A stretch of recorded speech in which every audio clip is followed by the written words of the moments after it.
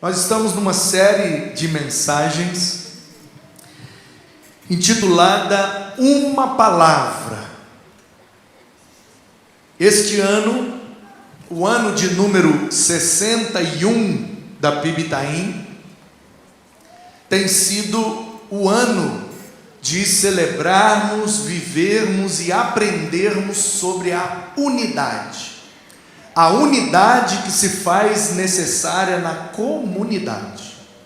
Portanto, o número 1, a palavra uma, também a ideia dessa unidade tem direcionado todos os meses e todos os temas, títulos e textos desse ano de número 61. Começou em novembro de 22 e de 23 e vai agora até outubro de 24. Em novembro de 24 nós faremos 62 anos. Então virá um novo tema, uma nova proposta, e o ano de número 62 daqui a pouco já estará sendo planejado debaixo de oração, reuniões e muita comida. Louvado seja Deus. A equipe ministerial se reúne para fazer esse planejamento. Às vezes 2, 3, 4 reuniões são necessárias, porque a gente planeja o ano inteiro, e isso tem dado muita facilidade, leveza, e também tem ajudado bastante a todos os ministérios. Uma vez que estamos tudo planejado, todo mundo pode se organizar melhor, com mais tempo hábil. Então está chegando aí, junho é o prazo limite, de acordo com o nosso planejamento, para que o colegiado, os ministros da igreja se reúnam para a gente pensar como vamos celebrar o aniversário de 62 anos, e dependendo do tema que for escolhido, vamos planejar o ano inteiro baseado no tema do aniversário. Então nós estamos vendo sobre a unidade, e abril é mês da Bíblia, mês da escola bíblica, a gente está focando no livro. Então esse mês a gente está aprendendo com uma palavra. Em cada culto a gente olha para a Bíblia na perspectiva de uma palavra. Já olhamos para ela na perspectiva da verdade, da santidade, e nessa noite nós vamos olhar na perspectiva do alimento. A Bíblia é o nosso alimento. Se a gente pudesse definir a Bíblia em uma palavra, alguém poderia escolher a palavra alimento, porque a Bíblia realmente, além de tudo que ela é também o nosso alimento espiritual. E eu me lembro de uma revista. Eu era criança e minha mãe sempre foi uma ávida leitora, professora, palestrante, escritora. Dona Jô Mesa Barba já fez muita coisa boa nessa vida. E eu lembro que ela tinha no escritório dela, vários certificados e placas e homenagens, e muito livro, muita revista. E eu me lembro que, vendo uma das revistas, minha mãe assinava uma revista, eu nem sei se ela ainda existe, ela se chamava Super Interessante. Essa revista existe ainda, Michele? Existe ainda? Pois é. Minha mãe assinava essa revista chamada Super Interessante. Era uma revista que envolvia ciência, tecnologia e tudo que era de curiosidade, de inovação acerca da humanidade. E eu lembro, folheando uma revista dessa, eu vi uma imagem, e eu acho até que depois minha mãe tirou essa imagem e colocou em algum lugar da casa, não lembro direito, mas uma imagem que chamou muito a minha atenção, e era uma criança, o rosto de uma criança e nitidamente a silhueta do corpo de uma criança, só que de um lado da criança tinha verduras e vegetais, e a silhueta do corpo, formada por verduras e vegetais, era uma silhueta mais magra. E do outro lado tinha hambúrguer, pizza, churrasco, torresmo, feijoada, aleluia. E a silhueta que se formava com esses outros alimentos era uma silhueta mais avantajada. E a frase que vinha escrito era: você é o que você come.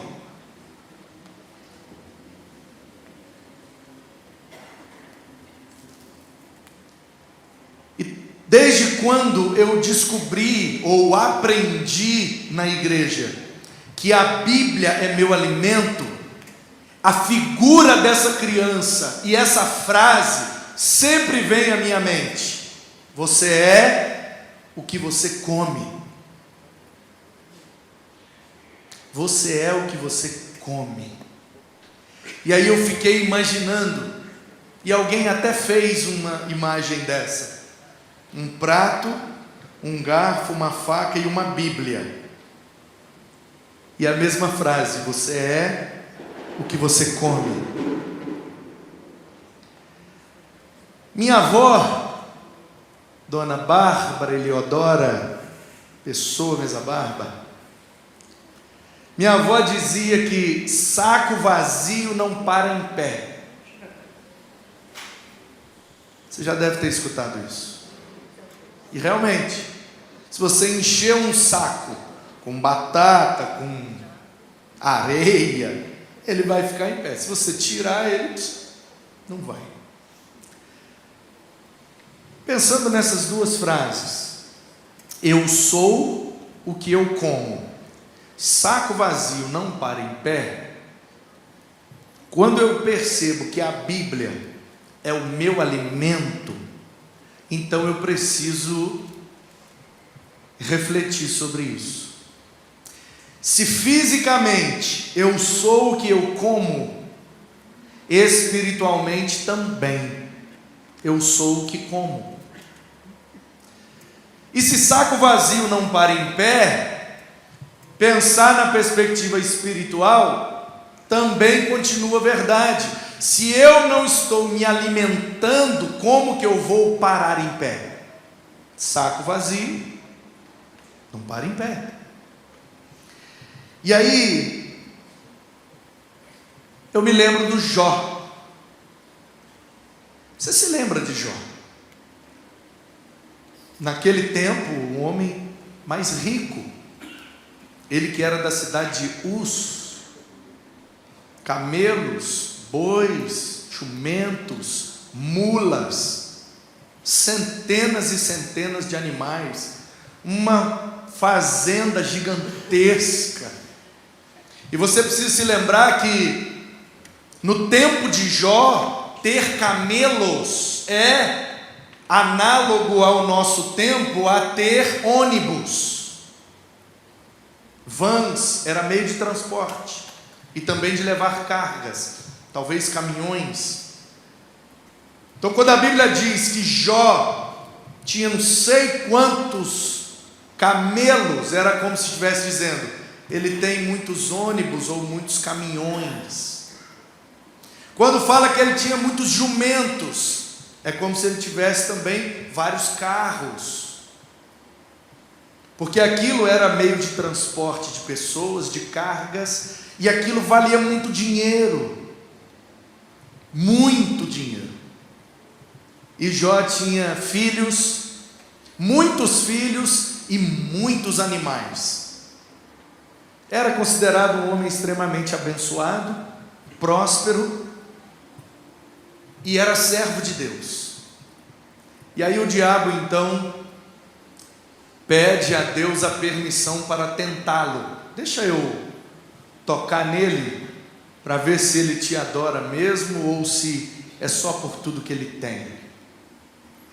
Porque às vezes a gente busca a Deus pelo que ele é, mas às vezes a gente busca a Deus pelo que ele faz. E a gente precisa refletir sobre isso. Ele é e faz. Mas qual tem sido a nossa principal motivação? Buscar a Deus pelo que ele é ou pelo que ele faz? E aí, Deus deu liberdade a Satanás para tocar em tudo, menos na vida de Jó. E aí você conhece a história. Ele perdeu tudo. E Jó tocou em 3 áreas da vida. O Satanás tocou em 3 áreas da vida de Jó, que são as mesmas 3 áreas que a serpente tocou lá no Éden, e são as mesmas 3 áreas que o diabo tocou com Jesus naquele deserto. Todos nós somos sempre tentados nessas 3 áreas.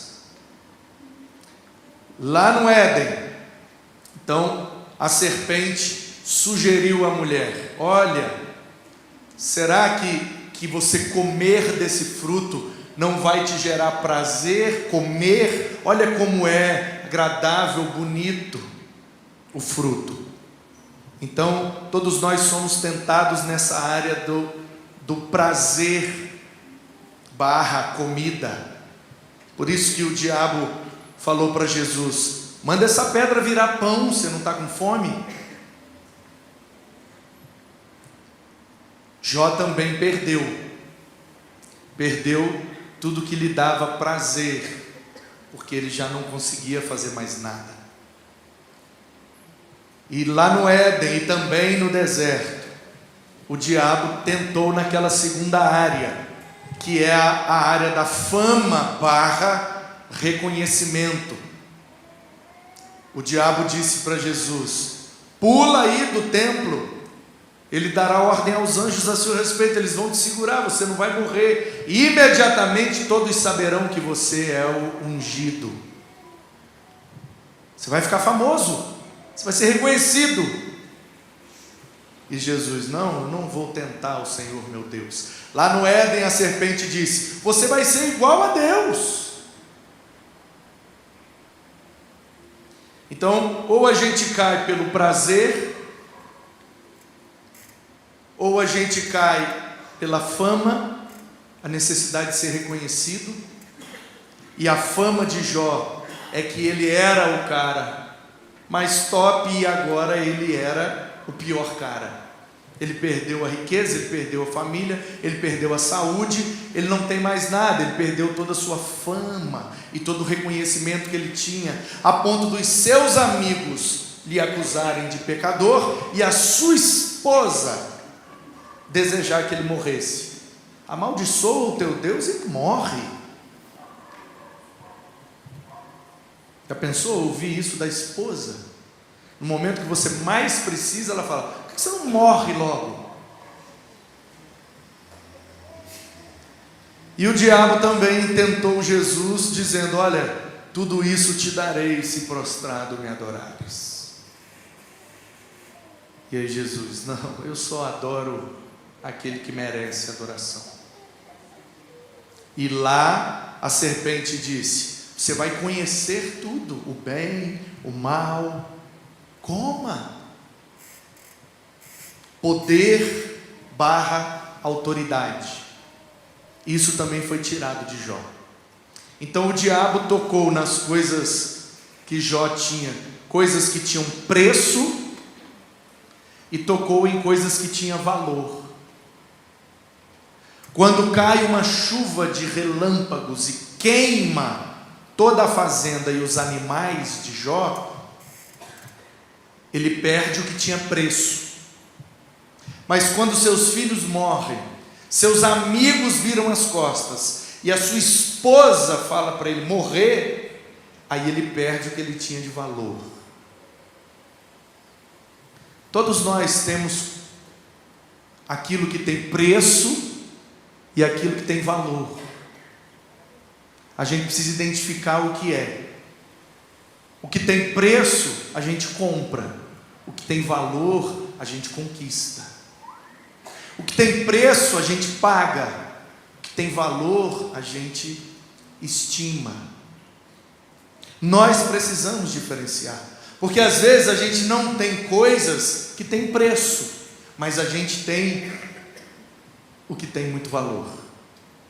Talvez você não tenha muita coisa que tem preço, Mas se você olhar bem à sua volta, tem muita coisa aí que tem muito valor para você. E nós devemos sempre focar naquilo que tem valor e não naquilo que tem preço. Por isso que quando a criança quer tocar bateria, eu pego ela e levo lá, bate. Pastor, mas e se estragar? Bateria tem preço, a criança tem valor. Então pode furar a bateria, por quê? Porque bateria a gente compra outra, bateria tem preço. Mas a vida dessa criança não dá para comprar outra, porque ela tem valor. Então eu prefiro uma bateria furada com uma criança alegre do que uma bateria nova e uma criança triste. E Jó sabia bem o que tinha preço e o que tinha valor. E ele então começa num diálogo com Deus, a questionar o Senhor, dizendo: ei, como que fecha essa conta? Pastor Marcelo Aguiar, da Igreja Batista em Mata da Praia, Vitória, Espírito Santo, escreveu há muitos anos atrás um livro precioso, que hoje está, se eu não me engano, pela editora Betânia, chamado O Enigma de Jó. Por que o justo sofre? Essa é uma pergunta muito intrigante. Por que o justo sofre? A Bíblia diz que Jó era um homem íntegro, reto. Quando os filhos dele iam passear, ele fazia um culto a Deus, pedindo perdão a Deus, caso acontecesse dos filhos terem cometido algum pecado. Isso demonstra que a vivência do livro de Jó é do período patriarcal, porque antes da lei, no período dos patriarcas, é que o pai da família presta culto para toda a família, ele é a espécie de sacerdote do lar. Depois da lei de Moisés no deserto, com a construção do tabernáculo, então agora não é mais o pai da família que faz o culto, o pai da família vai no tabernáculo e o sacerdote é quem faz o culto. Então a vivência do livro de Jó é do período patriarcal, mas, ao que nos parece, a escrita do livro de Jó é pós-exílica, por conta de algumas palavras que aparecem aqui, que são palavras com influência persa, que só poderiam estar ali após o povo ter sido influenciado pela cultura e pelo idioma persa, sobretudo pelo dualismo persa, que foi muito presente na Babilônia e que voltou no exílio com aquela geração.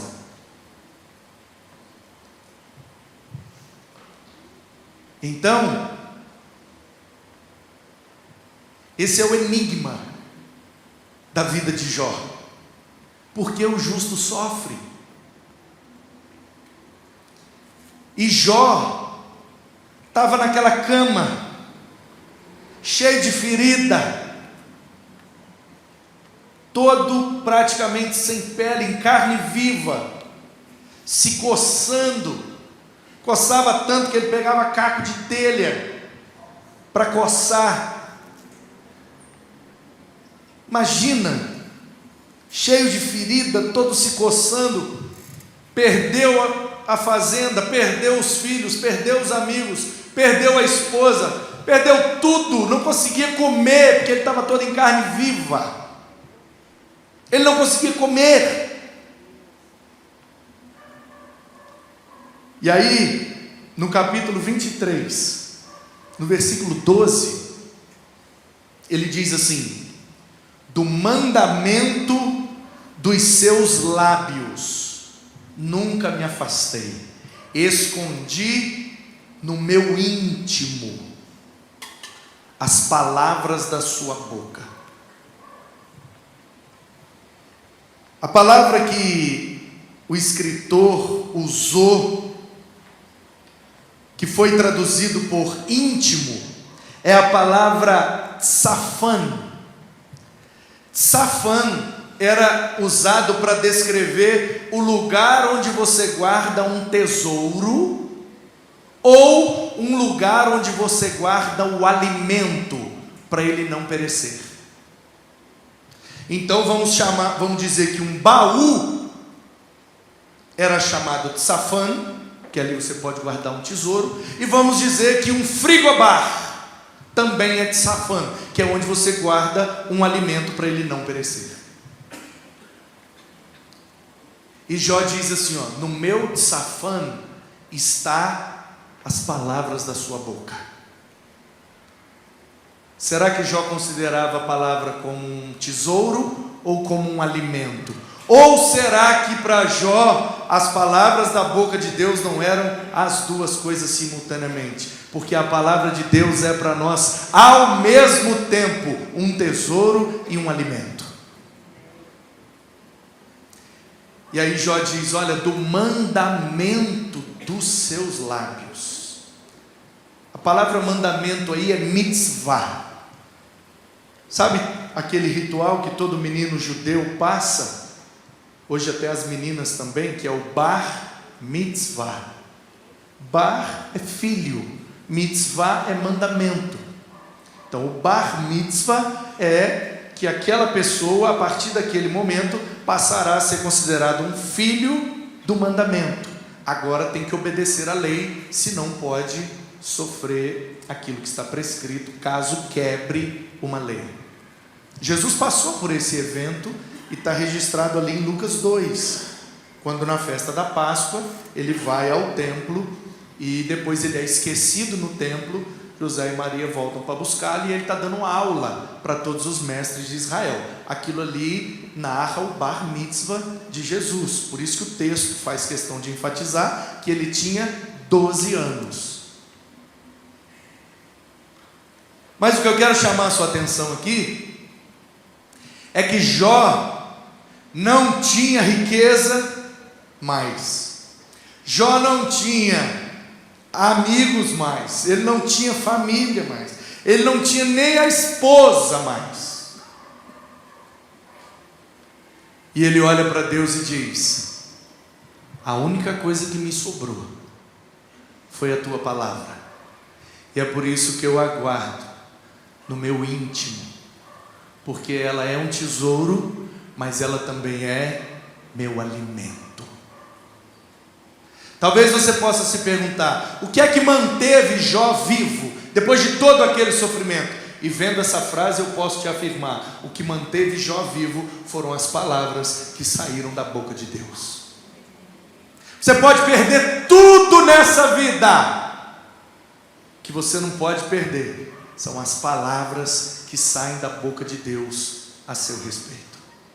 É isso que vai te dar força, é isso que vai te manter de pé. E se você é o que você come, quanto mais você come, mais você é. Essa é boa para você postar, hein? Desceu agora quentinha. Se você é o que você come, quanto mais você come, mais você é. E foi exatamente isso que o diabo tentou testar com Jesus. Você é mesmo o Filho de Deus? Então manda essa pedra virar pão. Se você é o Filho de Deus, a pedra vai virar pão para matar a sua fome. Se você é, então faz. Queridos, existe muita semelhança entre a história de Jó e o sacrifício de Cristo. Toda a Bíblia aponta para Cristo. E essa parte da história de Jó aponta para Cristo. Primeiro, que ele foi tentado em todas as áreas. Segundo, que ele sofreu o máximo que podia sofrer. Mas depois ele teve tudo restituído em dobro.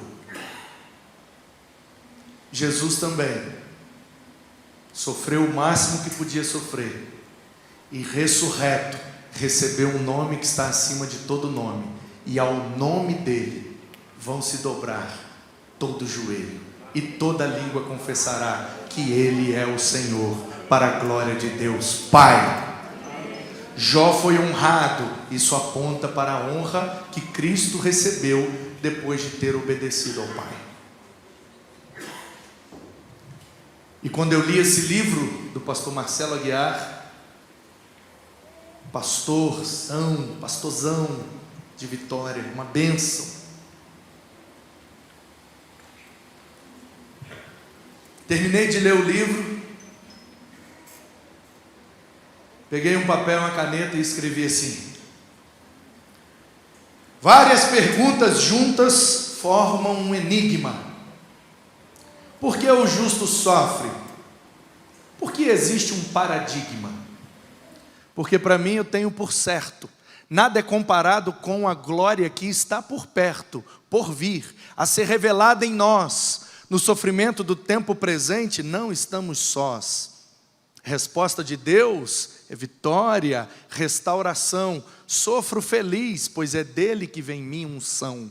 É verdade, na adversidade, faz parte da vida, da real realidade, do servo fiel que pratica fraternidade, pois de todos os dons o maior é caridade. Te conhecia só de ouvir falar, agora te vejo. Fazer o bem que nem Jesus é o que almejo. Fé, coragem, que o tempo passe é o que desejo. Posso cair, mas nunca eu me rastejo. O cair é do homem, é de Deus o levantar. Por ele eu consigo e sigo sem parar. Se é ele que me deu, só ele pode tirar. Só preciso crer e na fé continuar. Ser como Jó, homem íntegro e reto, firme na rocha, forte igual concreto. Temer a Deus e do mal me desviar, sem ansiedade em Cristo esperar. Meu Senhor, faça a tua vontade. Quero adorar-te em espírito e em verdade. Cumprir o teu querer me dá dignidade perante qualquer membro desta sociedade humana que profana contra ti. Não esperam assim como fez Davi. Há males que vêm para bem? Essa é a resposta. Mas Deus sempre tem para nós uma grande proposta. Às vezes, a gente se sente fraco, sem força, para reagir, para levantar, para fazer alguma coisa. E Jesus estava exatamente assim. Ele ficou no deserto sem comer, sem beber nada. 40 dias. É lógico que ele estava fraco. É lógico que ele estava com fome. E o diabo, sabendo disso e se aproveitando, apareceu para ele e disse: ei, se tu és o Filho de Deus, manda a pedra virar pão. E ele responde, no versículo 4, do capítulo 4 de Mateus: nem só de pão viverá o homem, mas de toda palavra que procede da boca de Deus. O diabo estava questionando Jesus: se tu és o Filho de Deus, me prova, manda a pedra virar pão. Mas Jesus tinha acabado de ouvir, está aí no capítulo 3, quando ele sai da água, batizado pelo seu primo, a voz do céu exclama para ele: este é o meu filho amado em quem me comprazo. Que prazer chamar esse homem de filho. Portanto, ele tinha ouvido da boca de Deus que ele era filho de Deus. Mas agora o diabo quer colocá-lo em dúvida. Você é mesmo o filho? Então manda a pedra virar pão. E ele responde com uma frase que saiu da boca de Deus. Ele está citando um versículo da lei, ele está citando o Deuteronômio. Ele está dizendo: nem só de pão vive o homem, mas de toda palavra que sai da boca de Deus. A função do diabo é colocar dúvida, e a função da palavra é nos dar certeza. O diabo tentou botar dúvida, mas Jesus tinha certeza. Por quê? Porque ele ouviu da boca do próprio Deus. Portanto, tudo que a Bíblia diz a seu respeito é verdade. Creia e seja convicto, porque pode o diabo colocar qualquer dúvida diante de você. Se Deus falou, é a verdade, e Ele vai cumprir, porque Ele não é homem para se arrepender. Ele não mente.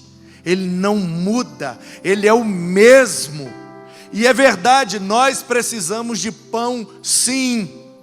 Nem só de pão quer dizer de pão também. O nosso estômago também precisa de pão. E para isso, Ele nos deu inteligência, Ele nos deu saúde, Ele nos deu uma comunidade para botar pão no nosso estômago. Isso tem preço. A gente vai ali na padaria e compra. Mas nem só do pão da padaria vive o homem. Porque botar pão no estômago é fácil, é só pagar o preço. Mas botar a palavra no coração, aí tem valor. Não tem preço, tem valor. Portanto, que você valorize este livro, valorize as palavras desse livro, valorize as promessas desse livro, porque esse livro é o alimento da nossa alma. É esse alimento que vai nos manter de pé, e crente vazio não para em pé. Portanto, alimente-se da palavra, e você é o que você come. Quanto mais você come, mais você é. Eu me lembro do profeta que numa visão, Deus deu para ele um livro e disse para ele: coma o livro. E ele: mas como assim, Deus? Coma o livro. E ele comeu o livro. Aliás, chamei ele de profeta porque também é, né? Se ele foi usado para registrar uma profecia, então ele também é profeta, mas ele era na verdade um apóstolo, né? Quer ver? Abra aí comigo.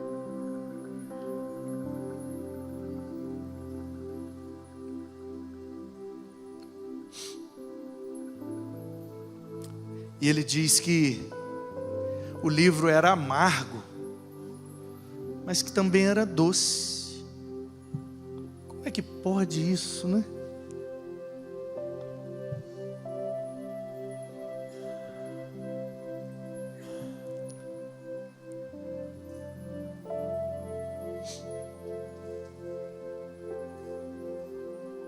Apocalipse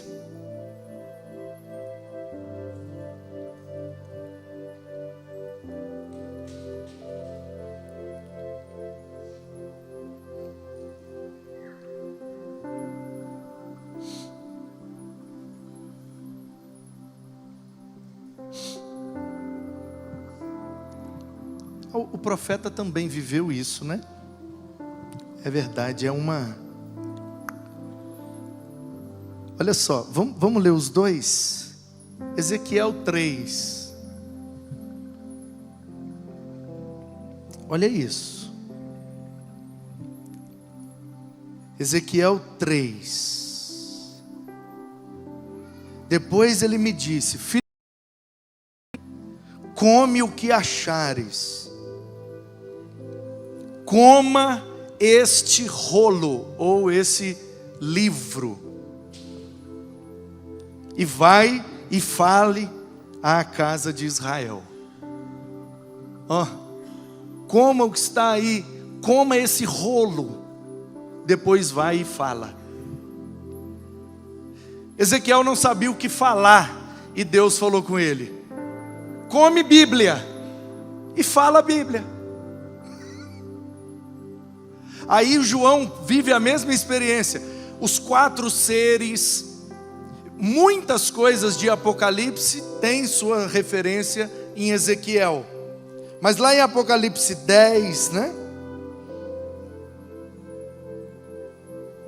Isso aqui é muito interessante. Eu não posso terminar sem mostrar isso aqui para você.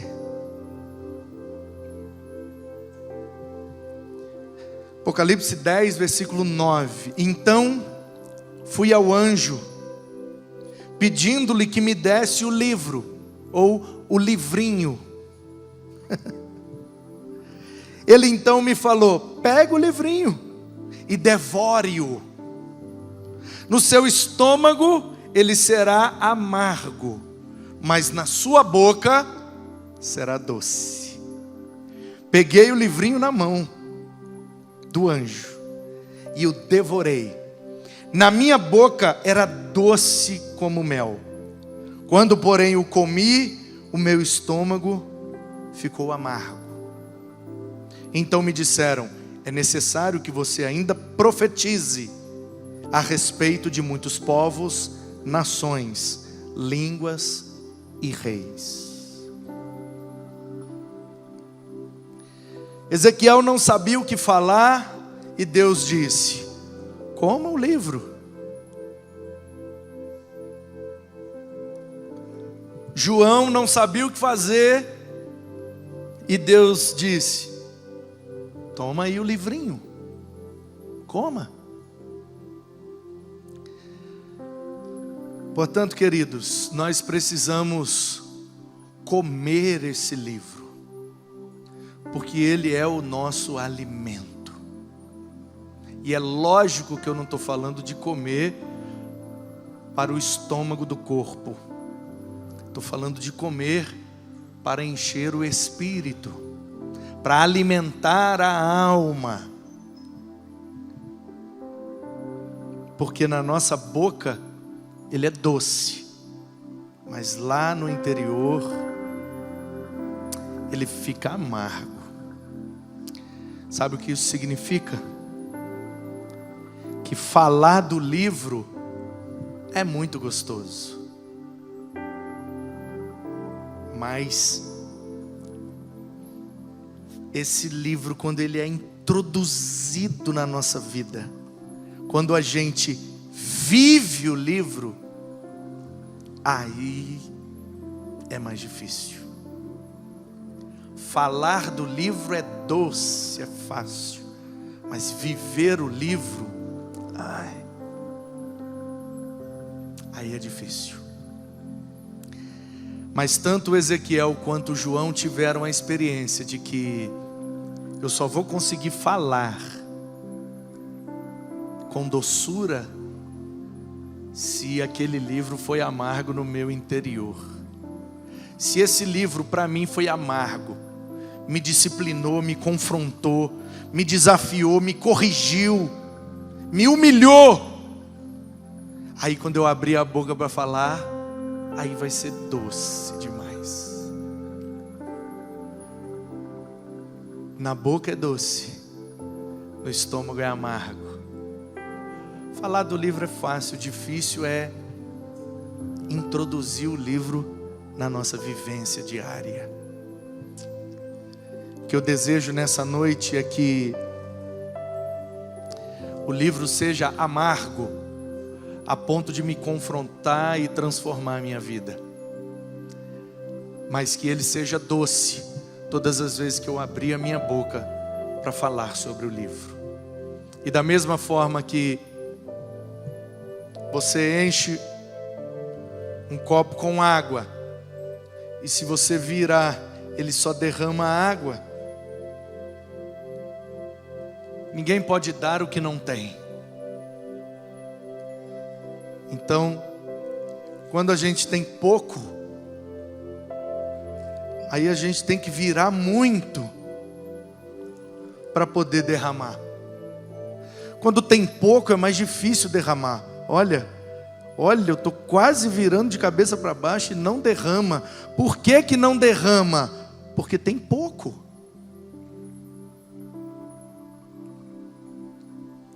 Mas quando tem muito,